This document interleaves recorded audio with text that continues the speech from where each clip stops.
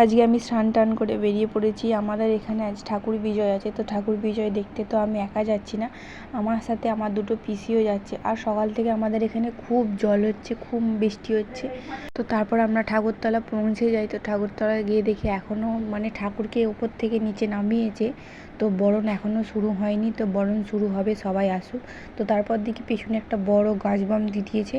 তো গাছ বাম থেকে একটু দূরে থাকি, নাহলে এক্ষুনি আবার ফেটে যাবে। তো এই যে দেখতে পেলে বমটা ফেটে গেছে।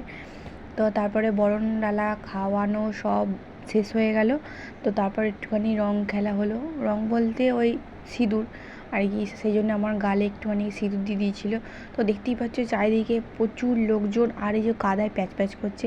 তো খানিকক্ষণ পর আবার বৃষ্টি নেমে গিয়েছিলো। তো আমরা একটা জায়গা দেখে যদিও বা দাঁড়ালাম, সেখানেও আবার জল পড়ছে টপ টপ করে। তো আমরা ওখান থেকে আবার সরে চলে এলাম।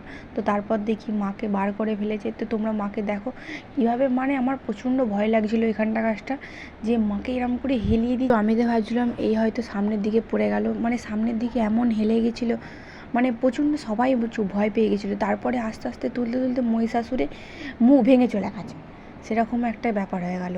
তো যা এক করে ওঠানো হলো। তো তোমরা ভিডিওটা দেখলে। তো এখানে ঠাকুরটাকে এখনও পেছন দিকে ঘোরানো হবে। তো ঠিকঠাক করে যে পেছন দিকে ঘোরানো হয়ে গেছে। তো এই যে মাকে নিয়ে চলে যাচ্ছে, তো প্রচণ্ড মন খারাপ। তো এই কটা দিন আমি প্রচুর আনন্দ করেছি, বলবো না যে দিনটা খারাপ গেছে। তো প্রচুর আনন্দ করেছি। আসছে বছর আবার এসো।